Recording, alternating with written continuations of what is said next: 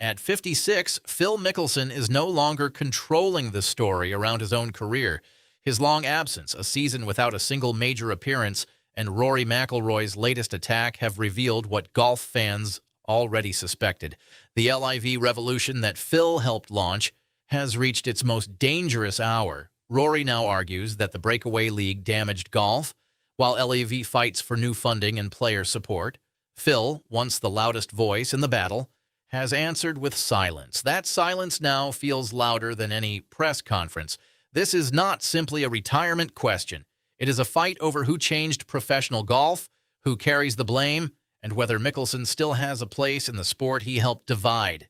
Do you believe Phil saved players or damaged golf forever? Subscribe, share your answer below, and stay with us as we uncover what his absence truly means right now. For more than 30 years, Mickelson rarely allowed anyone else to define him. He played with daring, smiled through danger, and treated impossible shots like personal invitations. Fans loved the risk, rivals respected the nerve. Even his worst choices carried the strange confidence of a man certain he would escape trouble with one swing. That image made his 2026 disappearance especially hard to ignore. Mickelson missed the opening LIV events while his family dealt with a private health matter. He briefly returned in South Africa, finished near the bottom of the field, and stepped away again. Then came the Masters. Phil was not there. The PGA Championship followed without him. The United States Open passed as well. Finally, his name moved from the open field to the list of non-playing exempt champions. For the first time in 36 years, an entire major season happened without Phil Mickelson. That fact carried more force than any retirement statement. The golfer who won 6 majors, collected 45 PGA Tour victories, and became the oldest major champion in history, was missing from every stage that had built his legend. Nobody outside his family had the right to demand private medical details. His explanation deserved respect, yet professional consequences still existed. Golf moved quickly. Fields were filled. Broadcasts continued. New stars occupied the hours once shaped by Phil's recovery shots, arguments, smiles, and sudden disasters. Then Rory McIlroy brought the old war back into view. McIlroy had spent years defending the PGA Tour during golf's civil conflict. He challenged LIV's purpose, questioned its value, and carried the public burden of answering questions other stars avoided. By 2026, his language had become less emotional but more cutting. With LIV facing uncertainty, Rory warned that players seeking a PGA Tour return would find a tough road. He questioned what value some of them had created after leaving. Phil's name can never be separated from that criticism. He was not simply another player who accepted LIV money. He was the movement's loudest early symbol. His complaints about tour control, media rights, and player leverage helped turn a business dispute into open rebellion. When other stars hesitated, Mickelson had already crossed the line. But here is what most people still get wrong about Phil Mickelson's role. He did not create every problem in professional golf. He exposed problems that leaders had been comfortable ignoring, then chose a solution that divided the sport even further. Before LIV, elite players had complained about control for years. They wanted more ownership, larger rewards, better schedules, and greater influence over the product they created. Mickelson understood those frustrations. He also understood pressure. The PGA Tour once dismissed one unhappy golfer. It dared not ignore a rival league offering enormous contracts to major champions. Once LIV began signing stars, the PGA Tour reacted at remarkable speed. Prize money increased. Elevated events grew. Player equity entered the discussion. Schedules changed. Leaders who had once defended the existing system suddenly discovered room for reform. That is the strongest part of Phil's defense. His rebellion forced action.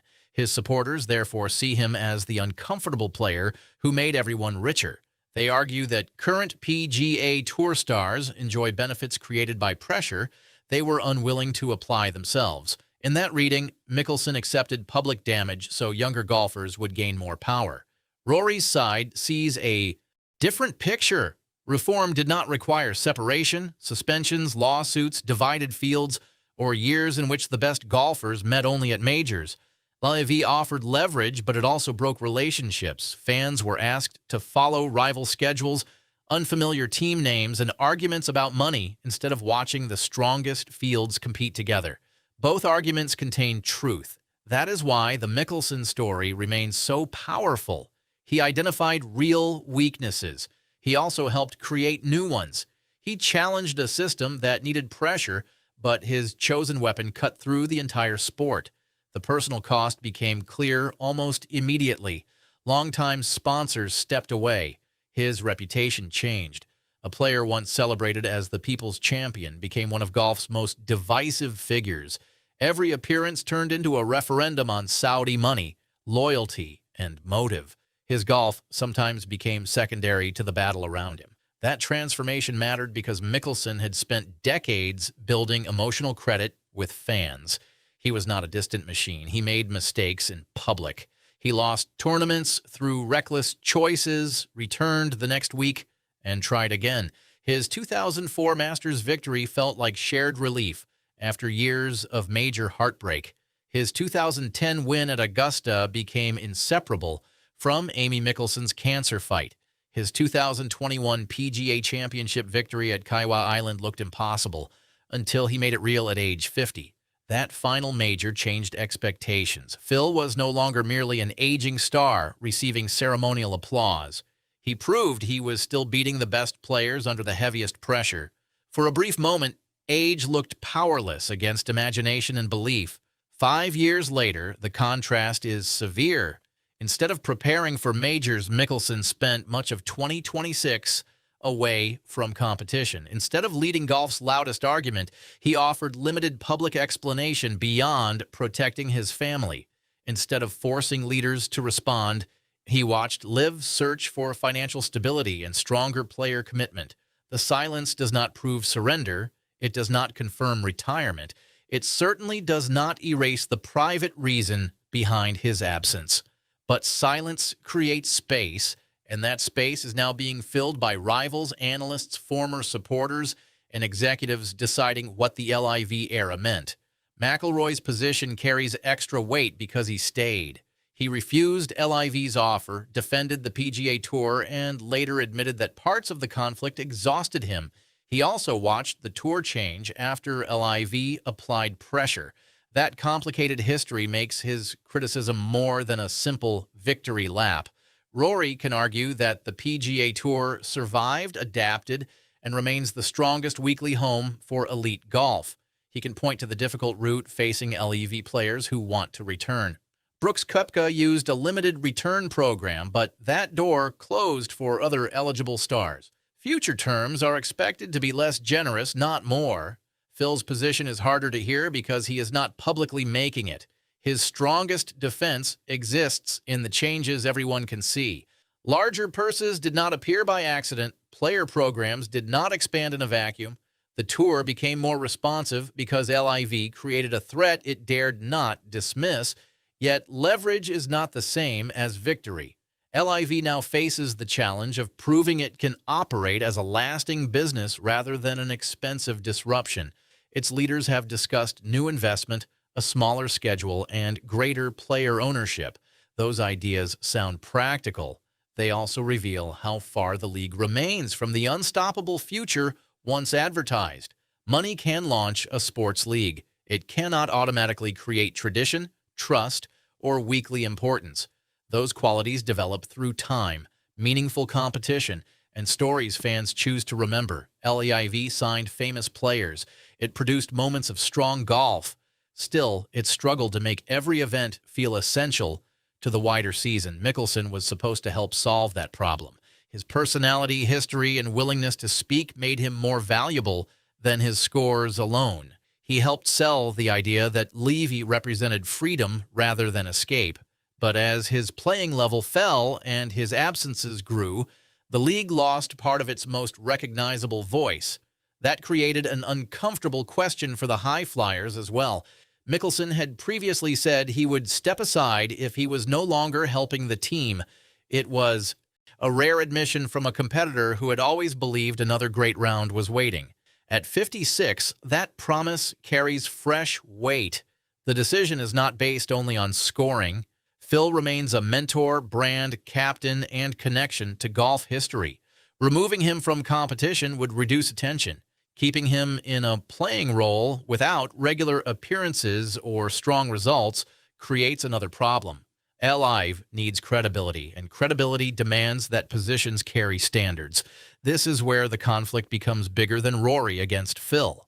Mickelson's next decision will test whether Live truly belongs to its players or still depends on famous names long after their competitive value begins to fade. If Phil returns, every round will become evidence. A strong performance will restart belief and remind fans that he has survived impossible odds before. A poor run will strengthen retirement questions.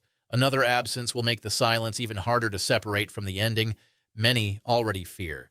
If he steps away, the timing will shape his legacy. Leaving during LEV's struggle will invite claims that he abandoned the project he helped build. Staying as a captain or mentor will allow him to argue that the mission was always larger than his own score. Returning to the PGA Tour appears far more difficult because the wounds around his departure remain deep. There is also a human truth beneath all the politics. Mickelson's family has lived through serious health challenges before. His choice to prioritize them should not become ammunition in a sports feud. Competition matters, legacy matters. Neither is more important than being present when loved ones need support. That boundary must remain clear. The public can examine what his absence means for golf without pretending to know private facts. It can question his professional future without turning a family matter into entertainment. The responsible story is not a secret diagnosis or invented confession. It is the visible result of a season in which one of golf's biggest figures vanished from its biggest events. Those visible facts are enough. Every major happened without him. Levy's future became less secure.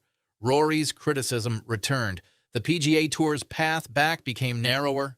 Phil's competitive clock kept moving. At 56, time is not a cruel rumor. It is part of the calculation. Mickelson has already defeated age once on a historic scale. That achievement guarantees respect, not endless opportunity. Golf offers no permanent exemption from decline, even to the man who made impossible escapes look routine. The deeper issue is how history will balance everything he did. One column contains 45 tour wins, 6 majors, 3 green jackets, unforgettable creativity, and a victory at 50 that changed what older golfers believed was possible.